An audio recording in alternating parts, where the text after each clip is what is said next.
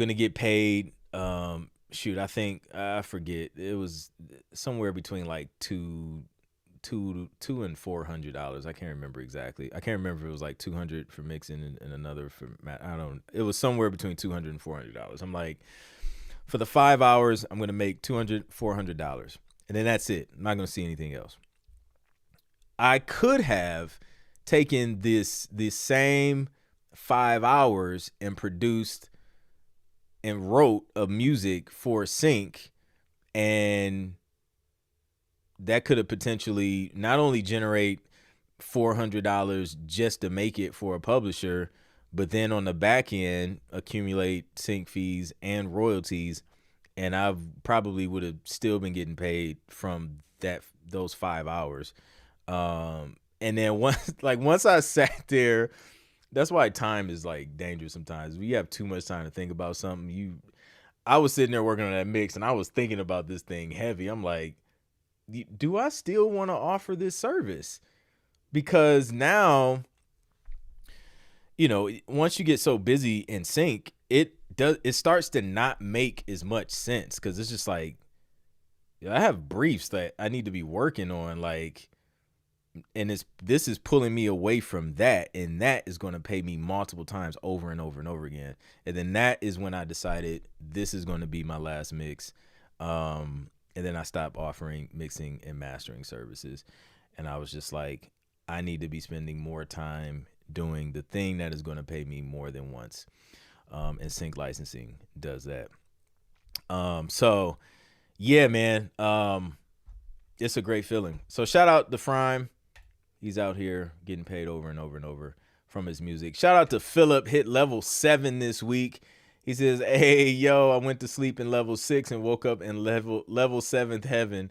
Crazy feeling that only us in this group will understand. Thank you all for your support, love, feedback, and encouragement. Definitely blessed to be a part of this group and now a member for life. Funny side note, is this feel what it feels like to be in a gang or fraternity? Just kidding.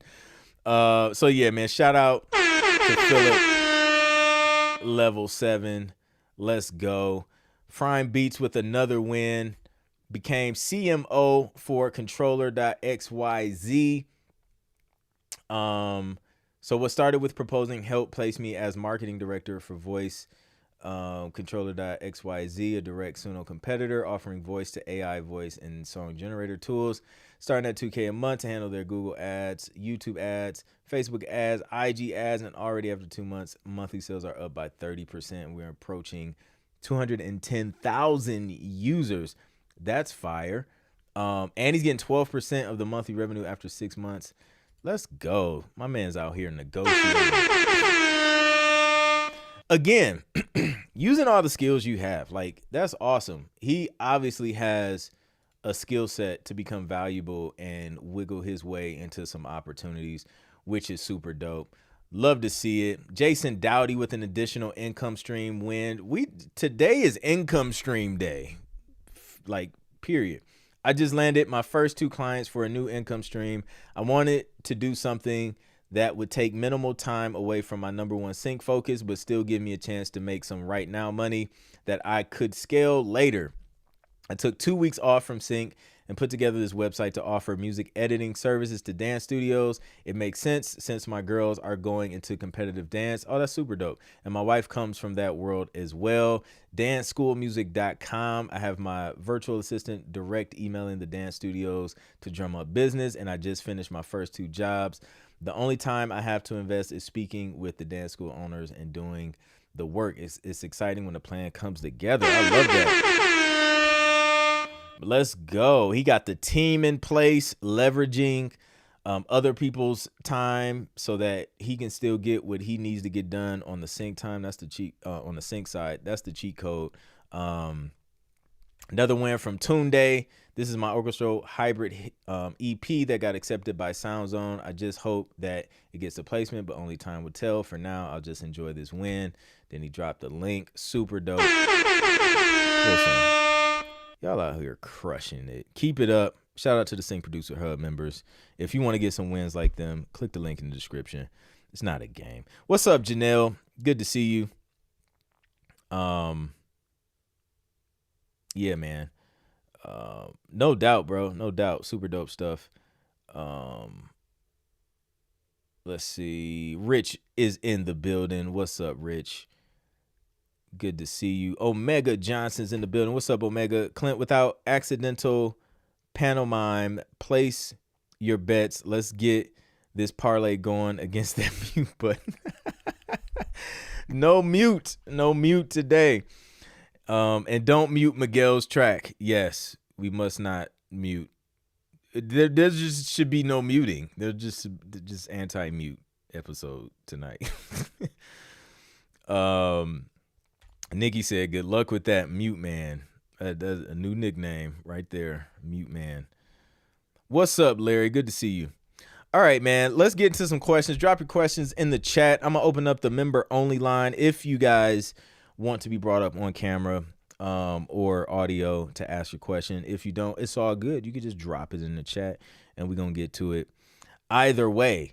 But yeah, shout out to all of the income streams out here. Shout out to everybody growing their music production businesses and using those skills as leverage. And yeah, let's get it, man.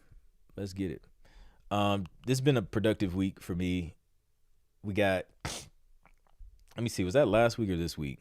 Finished up some mixes. I think that was last week.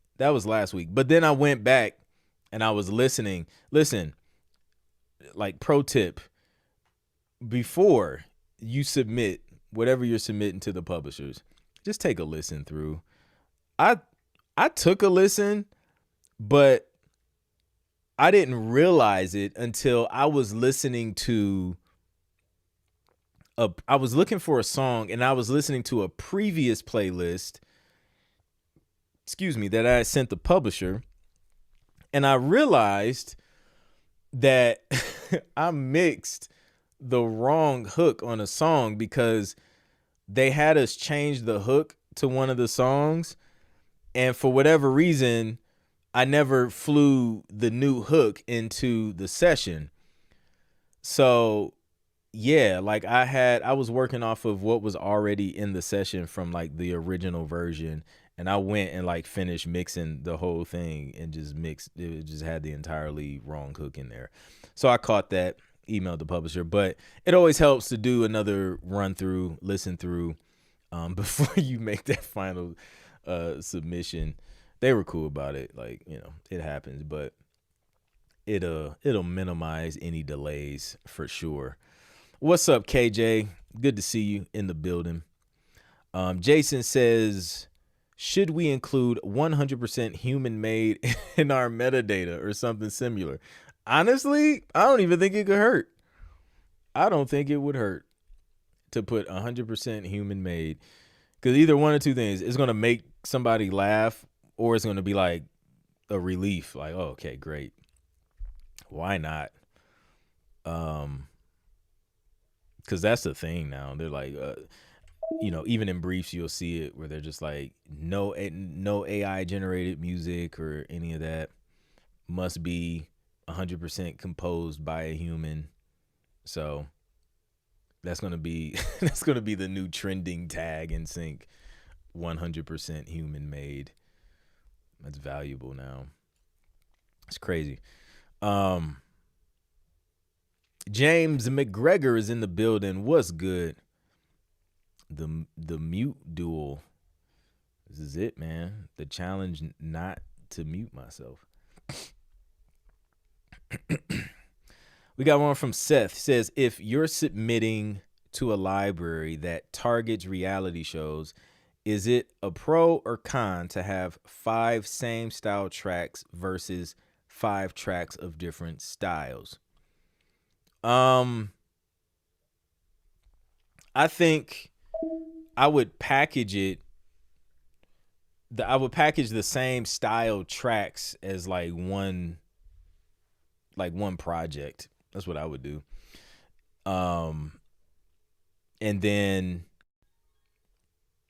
if there's any other genres, just separate them by projects and then submit those. Like, I think it's fine if you're submitting like different things, just packaged just packaged to where it's like a common theme. I was actually just working on a video, just kind of talking about a story of how I landed like 7 placements on a show on Hulu. It was 7 placements on the same episode, and it was like placements throughout other episodes, but that was the one episode that had like the most placements, and all of those tracks were literally from one album, and it was a theme. It was just like that whole album was this specific sound. So I think that's an advantage if you package it up and pitch it that way. So yeah. What's good, LV Drizzle? Good to see you. So yeah, good question. And then sometimes you just gotta you kind of have to feel the publisher out. You know what I mean? Like, depending on how they work.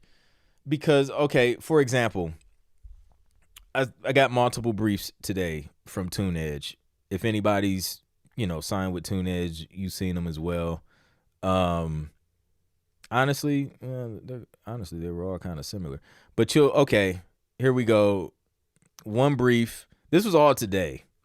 One brief was looking for warm, neutral, chill indie rock holiday songs to play under diner scene for upcoming major release. Right? So that's one brief.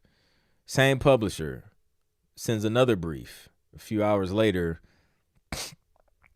looking for Italian covers of public domain holiday tracks or holiday inspired Italian tracks. And then like 12 minutes later, they were looking to replace vintage Italian pop songs for a new indie film. Obviously, they need Italian music. They're working on an Italian film, or something based in Italy, because that's what, like 2 Italian briefs back to back, same publisher. But as you can see there, that's like 3 different briefs, same publisher. Because I know how they kind of work, I feel comfortable if I had something for it. I don't have anything for it, but I would feel comfortable submitting something to all 3 of these briefs, even though they're different, because, they're not really tripping. They're just looking for something that works. So you just kind of got to play it by ear. And then once you're with a company, like, publishers are open to you doing different things, like if you can do it well. You know what I mean? So just gotta fill them out.